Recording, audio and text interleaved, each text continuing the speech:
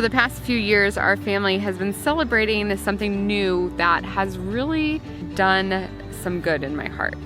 This is a great celebration to remember that this house that we're in is not our own, and there's going to be a greater place for us to live in later.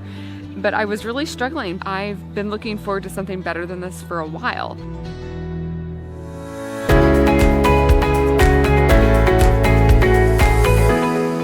When I was a kid, my family I grew up with a family that moved around quite a bit, and most of the houses that we lived in were houses that we did not own.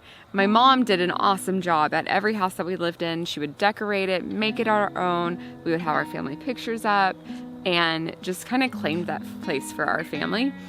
For me, after getting married, that was one of my dreams, was to live in a house that my family actually owned, that was ours, that we weren't going to be living in for a very temporary amount of time. And 1 year after our family started celebrating this celebration called Sukkot, or Festival of Tabernacles, I was really struggling with this is a great celebration to remember that this house that we're in is not our own, and there's going to be a greater place for us to live in later. But I was really struggling because we were renting a house, and it was definitely not our own. And it was something I've been looking forward to something better than this for a while. And I felt the Lord really touch my heart and be like, this is the house that I've blessed your family with right now. And I want to see you use what I have given you and bless people with that. As I was praying, I felt like I was remembering the story of this master that was going away, and he had 3 people that he was giving talents to, or his money to invest and to take care of while he was gone. And 2 of the people did really good. They doubled what they were given. Another person just hid what they were given and were afraid to do anything with it. And I think that's where I was when we were renting, and I didn't feel like it was my own place. We were living there, but we didn't own it. We were renting at the time, and I was afraid to decorate. I didn't put pictures up around the house or anything, and because I knew it was temporary, and it would have been great to decorate it right away and make it our own and be excited and proud of the place that we were living in. So as I was praying about that and thinking about that story, and I just felt really convicted that we needed to take family pictures. We needed to post those up on our house, and we needed to claim that place and start inviting people into it. Hannah, what are you looking at? And that's Dana. That's Dana. Yeah, Dana's a little girl. Yeah, that was when Mommy was a little girl. Yeah.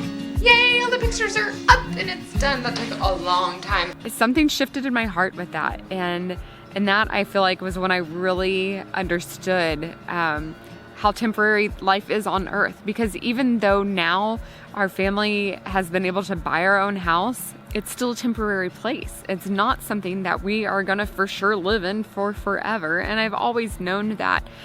But there was something in my heart that struggled with that. We have a 4-generation picture of Zeke, Tim, and Tim's dad and grandfather. And we have a 5-generation picture of Hannah and me and my mom and my grandma and my great-grandma.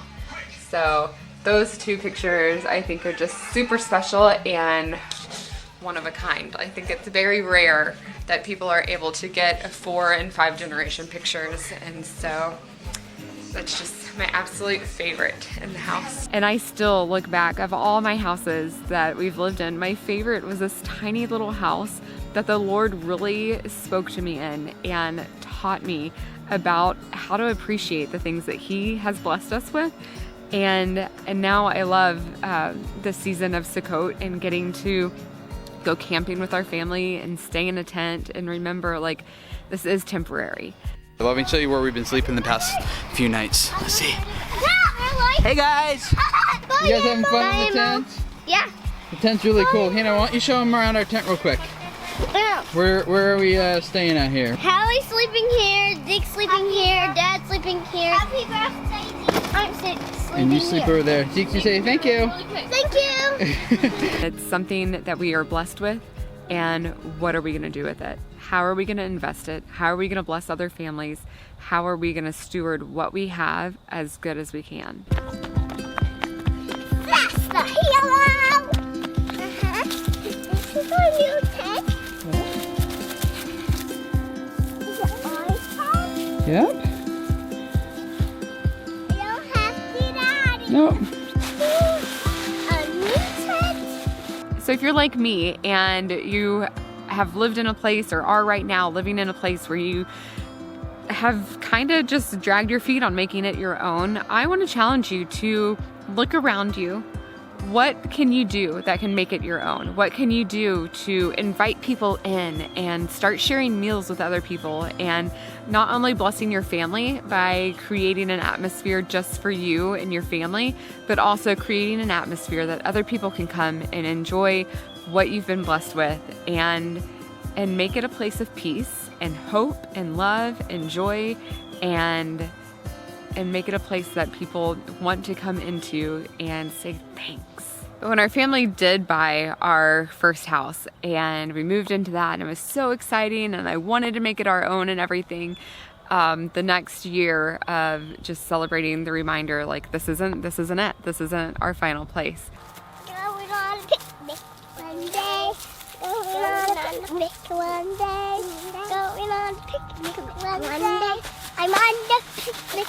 It doesn't matter. A picnic is wobbly. It was really humbling because that was like my peak, like what I had always been looking forward to with my marriage of like, we're gonna have our own house. Like, you get married, you get your own house, you get your baby, but we were missing that house thing. And there was a piece of it of just feeling like this is temporary and that's okay. But it was so awesome to be in such a small house in the beginning and learning to embrace it and to be happy with what we had and to be content there.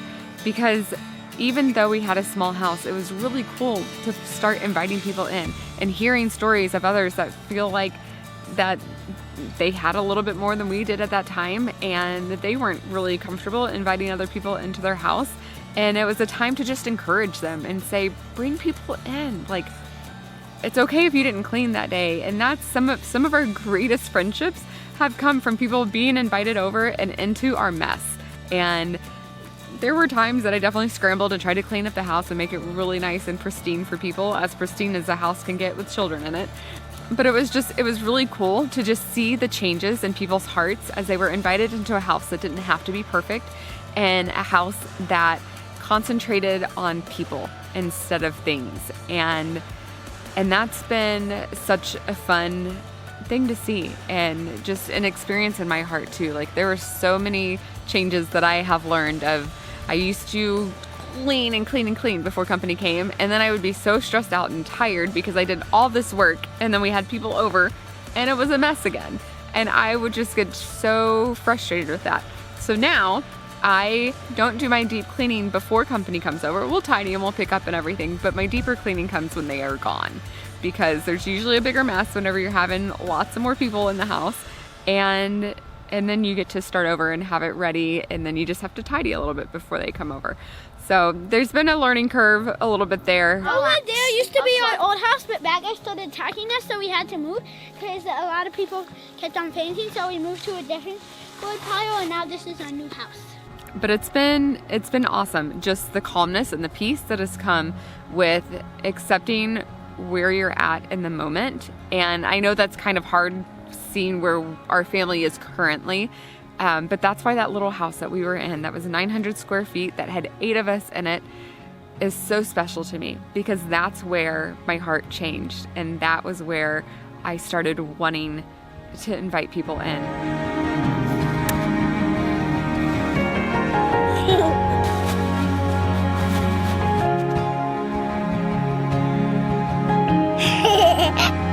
So from then, we've been able to buy a bigger house than that, and bless people still by bringing them in and just using space. And that was kind of our vision. Like, with what we do in life is, yeah, this is good, but how can I take what I have and how can I make it something that can make a difference in somebody else's life as well?